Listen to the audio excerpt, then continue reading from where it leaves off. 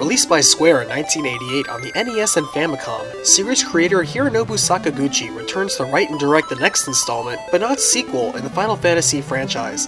Originally a Japanese exclusive, the game has since been remade and re-released on multiple platforms across the world, changing the gameplay design from character classes and traditional leveling to instead open-ended skill-based progression. Final Fantasy II chose to place a larger emphasis on character development over a large cast of distinct individuals, keyword-based story mechanics, and an overhauled combat system. As a result, several iconic characters and creatures to the series make their debut here. Keep in mind this footage was fan-translated to English, as the original NES release was not, so don't mind spelling discrepancies. The story only gets larger from here, so let's cut it down to size with a recapitation. The Palamecian Empires raised a Hellspawn army in line with their campaign for global domination.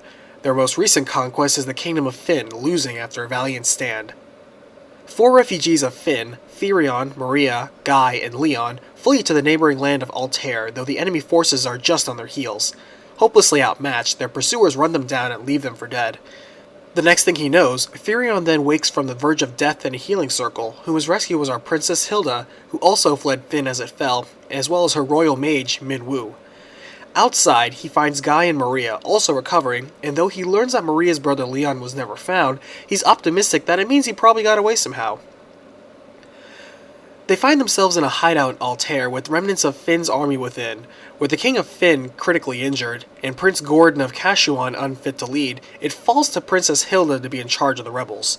Going to Hilda, the youths ask to join the rebel army and fight the Empire. However, Hilda denies them based on how weak they are now, but allows them to stay in the camp at least. She says that Leon may be in Fynn, if anywhere, but it's dangerous with all the monsters still lurking around after the invasion. Exploring Altair, the group talks to fellow Fynn rebel Pavel the Thief, and hears that Gordon's brother Scott was captured by the Empire. Leaving for Fynn despite warnings, they travel northwest to the town of Gatera, where they hear more rumors of the fearsome airship the Empire is completing.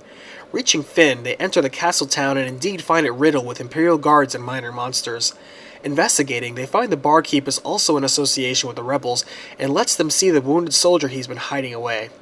It turns out it's the other Prince of Kashuan, Scott. Though his wounds are fatal, he imparts encouragement for his timid brother Gordon, and news that Fynn was betrayed from within by Duke Borgin, who then got promoted to general in the Empire's army. Finally, while he has not seen Leon, he leaves his engagement ring to Hilda and dies from his wounds. Returning to Altair, Princess Hilda grieves at the news of the loss of her love Scott, but stays strong and reconsiders her judgment of you. She welcomes you to the rebel army and has your first mission ready. As the Empire has superior mithril armor and weapons, she needs to secure her own mithril for the rebels. She has Minwu escort them, as his canoe and superior capabilities will see them to the distant land of Salaman safely. Traveling northeast now, they reach the port town of Palum, where they meet a soldier offering cheap rides to another coastal town called Poft. Either by land or sea, the group ventures to Poft, which is just south of Salaman and just west of Bofsk. Within, they meet Sid, an engineer who builds airships and also offers a taxi service. Jetting over to the northern ice-capped town of Salaman, they find the inhabitants know of mithril all too well, as Salaman has been enslaved by the Empire, and all of the men have been forced to mine mithril in Semet Falls Cave. Finding Joseph, he agrees to help Finn's demand for mithril, but only after they help him free the slaves from the mines. Traveling southwest downriver to the Semet Falls, they enter the slave mine and work their way down. Finding the slaves, they also meet Pavel the Thief again, who just rescued Nellie, Joseph's daughter, who was being held hostage by the betrayer General Morgan. Pavel takes care of leading the slaves out and leaves security to you. Finding the sergeant in charge of the mine, the group puts an end to him and secures his stash of mithril. Returning to Salaman, the citizens have been liberated and Joseph is impressed. He thanks you and tells you the Empire is quickly constructing their warship in Bofsk under the watch of a figure called the Dark Knight. With the mithril supply secure, the group returns to Hilda and Altair. Hilda is pleased to equip the rebels with mithril armaments now and informs the group of news that the captured citizens of Fynn now work as slaves to help build the Empire's new warship, the Dreadnought. She also has a new mission ready for them. As the mysterious Dark Knight has just been recalled to Palamecia, she wants you to infiltrate Bofsk in this absence and destroy or at least sabotage the Dreadnought. Taking an airship taxi to Bofsk, they find a rebel spy among the soldiers and gain new intel. They learn that the traitor Borgin is the new Overwatch in place of the Dark Knight, but he doesn't have the respect of his soldiers, and the warship construction site can be accessed through the sewers. However, they are intercepted by the Dark Knight, who actually never left after all, and has ensured the completion of the dreadnought. Even Borgin is there to taunt the rebels, but they both leave for more important matters, forgetting a pass that the group picks up. Their operation a failure, the group watches the dreadnought lift off and leave, and so they return to Bofsk. The citizens are panicked before the might of the dreadnought, though they hear Sid the engineer might know something more about it. Talking to Sid, they learn that all airships are powered by a powerful but volatile energy called sunfire, and an excess of it is disastrous for any airship. Returning with at least some information, the group finds Altair evacuated under a recent attack from the fully operational dreadnought. The rebels are still bunkered down, and Minwu decides to stay and help the king, whose condition is worsening. The king informs them that Kashuan has some sunfire they can use to overload the dreadnought with, but it's sealed away by a door opened only by a goddess's bell, whose location is kept secret by their clan. Minwu adds that the sunfire is part of a special festival they hold every 3 years, and the flame is preserved in an eagle torch, so they'll need that as well. However, even though Gordon of Kashuan fled after the attack of Altair, Hilda tells them she thinks the bell can be found north near Salamand. So, the group returns north and speaks to Joseph, who has heard of the bell and thinks it's hidden in the snowy mountains to the north. However, to cross the ice fields, they'll need his ice sled, so Joseph joins their party and they make a quick detour to the semi-caves where it's stored. Sledding across the frozen tundra to the northeasterly snow cavern, the party treks in and eventually finds the home of a tribe of sentient beavers. It turns out Guy speaks beaver and learns of the hidden entrance to the bell, though it's being guarded by a sturdy adamantoise. Moving to leave, they find their exit cut off by Borgin, who has then been trailing them this whole time. He moves in to kill them, but is no match for Joseph and the team, and the traitor is ended for good. However, Borgin gets the last laugh as he triggers one more trap when he falls, and a giant boulder comes crushing down. They attempt to outrun the boulder, but Joseph just chooses to stand his ground and brace himself against it long enough for Firion and the group to escape and witness him getting crushed to death. With the goddess's bell, the group can now enter Kashuan, and so they take an airship taxi to the far southeast. Entering the abandoned keep, they find a sunfire burning bright, but without an eagle torch they cannot capture any. Unsealing the door with the bell, they move in and find Gordon, who didn't really run away in fear, but came here to get the sunfire and save everyone. However, the monsters within are too strong for him by himself, so he joins the party. Proving their might against the guardian of the eagle torch, the Red Soul, the group now has a means to carry some sunfire along with them. However, as soon as they leave, they look up and see the dreadnought giving deadly chase to Sid in his airship. Seemingly stranded, they fortunately find a field of nearby large riding birds, chocobos, and after capturing one, are able to swiftly run all the way back to Altair. Upon arrival, they learn that Princess Hilda went to visit the group at Kashuan by means of Sid's airship, but got attacked by the dreadnought, which was the event Firion and crew had witnessed. Though they fear of her abduction, they also learn that it wasn't without a fight, and the warship is grounded for repairs. The nearest clearing that actually could support such a huge ship is north of Finn, so the group makes haste. They find the dreadnought, gain legit access with the pass they lifted from Borgin, and make their way to the engine room. Hurling the sunfire in, it causes a chain reaction that tears the ship apart. As they escape, the Dark Knight comes out to shake his fist at them, and Maria notes how familiar his voice is. Grabbing Sid's airship with Hilda still on board, the team flees the dreadnought moments before it explodes and returns to Altair. At this time, the king is passing away. In his last words, he recognizes Gordon's leadership and bravery and promotes him to commander of the entire army. To Minwu, he tasks the collection of the forbidden magic that can turn the tide of any war, Ultima. For Firion, he assigns the mission of going to Deist, most recently invaded by the Empire, and allying with any Dragoon warriors that have survived. After passing away, Gordon is swift to take command of the situation, and while Hilda grieves, he informs Firion and friends that the Dragoons can speak to the Wind Dragons, and that they would need their support as well. Learning that Deist is on an island to the far east, they head over to Palum and charter a ship there. A woman named Layla says her ship happens to be going there and will take them there for free. However, Maria is immediately suspicious, though Firion and Guy don't see the harm. Midway through the voyage, Maria's warning rings true as Layla reveals herself to be a pirate captain and seeks to loot the group. After losing the fight, Layla asks for a quick death, but instead Guy spares her and asks her to use her life instead for fighting the Empire with them. Surprised though reluctant, swashbuckler Layla joins the team and allows them control over pirate ship. Along the way to Deist, they stop by the magical town of Mysidia and learn that the forbidden magic Ultima can only be unsealed with 3 items: the white and black mask, the black one being in a small island somewhere, and the crystal rod guarded in the goddess's statue underneath the town. Arriving at Dice, they unfortunately find the Empire poisoned or killed every dragoon and dragon save a mother and child, who are attending the last wind dragon, who is also dying. While there are no more dragoons left, she says her husband's pendant can be used to allow them to speak to the dragon. Retrieving the pendant from a nearby cave, they then talk to the last wind dragon and learn that there is one more egg left, but it needs to be submerged in the spring of life in the northern cave.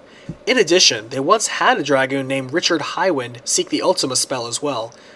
Doing so, they return to Altair. In the rebel base, they hear murmurs of the strange behavior Princess Hilda has been exhibiting recently, and move on to check in on her. Insisting on speaking to Firion alone, the party leaves, and Hilda goes to her bed. Seductively inviting Firion to join her, he moves closer and realizes at the last second that this Hilda is actually a monster in disguise. The others rush in, and together they beat the Queen Lamia in disguise. Afterwards, they realize the Hilda they rescued from the warship was an imposter, so the real Hilda must still be captured by the Empire. At this time, they learn a tournament has been announced in the imperial city of Palamecia, and to the winner goes Princess Hilda. Despite figuring that it's most certainly a trap intended for them, Gordon still rushes in to join the team and help save Hilda, and Layla decides to stay behind and help the rebels. Though Palamecia is high atop the mountains south of Kashuan, they still reach the tournament grounds across the desert by means of Chocobo. As soon as they enter, however, the gates shut on them and the fearsome behemoth attacks. After they win, the Emperor moves to reward Firion and calls him out by name. He vanishes and the group is captured by the Dark Knight.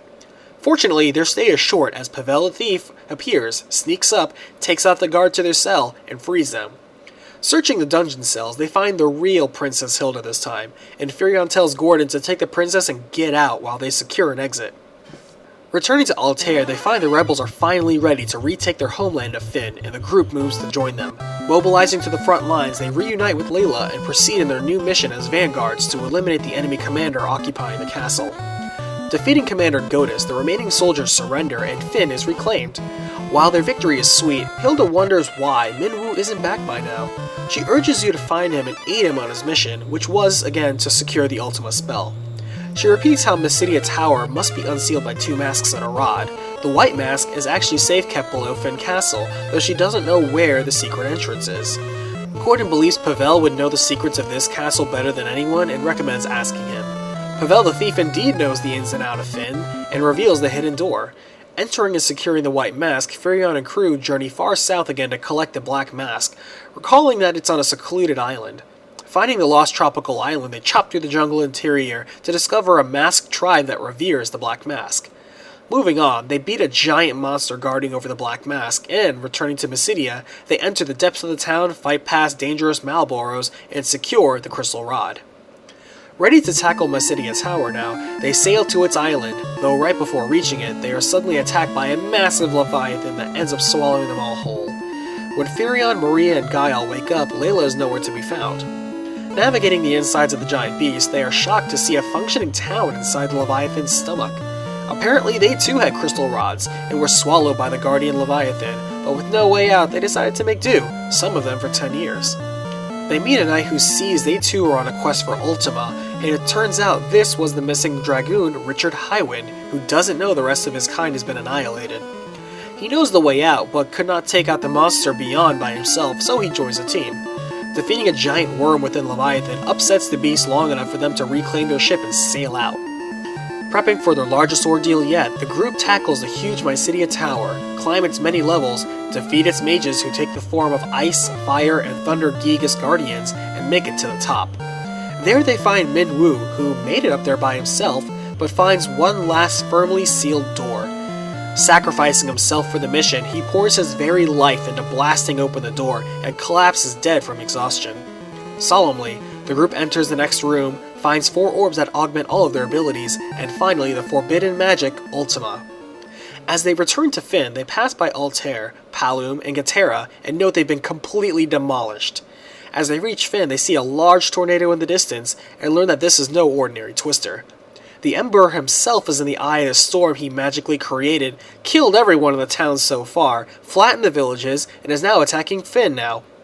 They find Layla was washed away by the Leviathan and survived, but Gordon states that even with Ultima, unless they can fly, there's no way to attack the cyclone. Sid tried and he got wrecked. But Hilda chimes in that in the past, they used the magic pendant before the magic mirror in the castle to summon the dragoons and their wind dragons. Having one such pendant and one last dragoon, they go upstairs to see the magic mirror and activate the pendant. Suddenly, they see the egg they hatched from the last wind dragon, and it hatches. Appearing before them now, the last wind dragon is now reunited with the last dragoon. After getting some special gear from Pavel the Thief, the team enters a cyclone, finding that even the Emperor's magic cannot best even a baby wind dragon. Fighting past the Emperor's royal guards, they confront the Emperor himself and look to settle the score. Squashed under the might of Ultima, the Emperor curses them as he finally falls. Still, Finn has been saved, and the Emperor has finally personally suffered a crushing blow, and the war effort is finally swinging their way. They celebrate the much-needed victory with a party, but during the dance, a gravely injured messenger stops everything to announce the news that the Dark Knight has risen up to assume the mantle of Emperor now, and what more, the Dark Knight was actually Leon, Maria's missing brother, all along. Having since accepted the loss, this shocks Maria, who is quick to defend her brother, stating that he must be under some magical control by the Emperor. Giving them the benefit of the doubt, Hilda allows them to pursue Leon, though they have no idea how to enter the mountain keep. Going to Pavel the Thief once more for ideas, they find his taking care of Sid, who got torn apart when his ship got sucked in by the Emperor's cyclone. Dying from his injuries, he leaves his prized airship to them, the best people he knows who will take care of it and do the right thing. Carrying on Sid's will, they pick up his airship from Poft and fly directly to Palamecia. Airdropping directly into Emperor Leon's castle, they fight their way to the throne room where Leon welcomes Firion. Maria jumps between them and pleads towards Leon to be reasonable. However, Leon is power drunk, and before he can strike, the original Emperor appears in the room. Leon turns to fight him as well, but instantly discovers that the former Emperor has literally come back from hell as a demon and wishes to drag everything down with him. Richard heroically holds back the Emperor as he prepares his destruction ritual and sends everyone else away on the Wind Dragon. As they narrowly escape, Palamecia blows up and Richard is no more. Back in Fynn, Hilda is surprised to see Firion in the company of the Dark Knight Leon, and surprised more to hear how the Emperor sold his soul to the devil and Richard died to help him escape his demonic power. Firion vouches for Leon to join the rebels, and while Hilda is less than trusting of her former kidnapper, she allows it. The four comrades are finally united, and their next mission is to stop the undead Emperor. Hilda tells them that Pandemonium, the Hell Palace that's been restored on the ruins of Palamecia, is not normal and they cannot enter it normally. Instead, they can only get to it by entering a passage to Hell called the Jade Passage, located east of Mysidia. En route to their final destination, their first stop is Dice to inform the widow and son that Richard Highwind is dead. As dragoons are no more save their clan's sacred sword Excalibur, she passes the mighty blade onto them to carry on this tribe's strength and memory. Now fighting through waves of the strongest Hellspawn, Firion and friends make it to the end of the Jade Passage and are whisked away to Pandemonium. The fiendish lords of this castle are beyond anything the four have faced before, including the mighty dragon Tiamat, the infernal Beelzebub, and the colossal Astaroth. When they confront the satanic Emperor, there are no more words to be had as they clash to prevent the world from being dragged to Hell. With the four heroes victorious over the Emperor of Hell, they escape as the fiends return to whence they came. As they return to Fynn, Hilda, Gordon, and Pavel all congratulate them. Layla also thanks them and tells them that she'll return to pirating again, and even Nellie's there to thank them on behalf of her father Joseph. Somehow, the ghost of Joseph also appears briefly just to offer his approval. In the aftermath of it all, the four wonder what happens next, and Maria insists that they must stay together.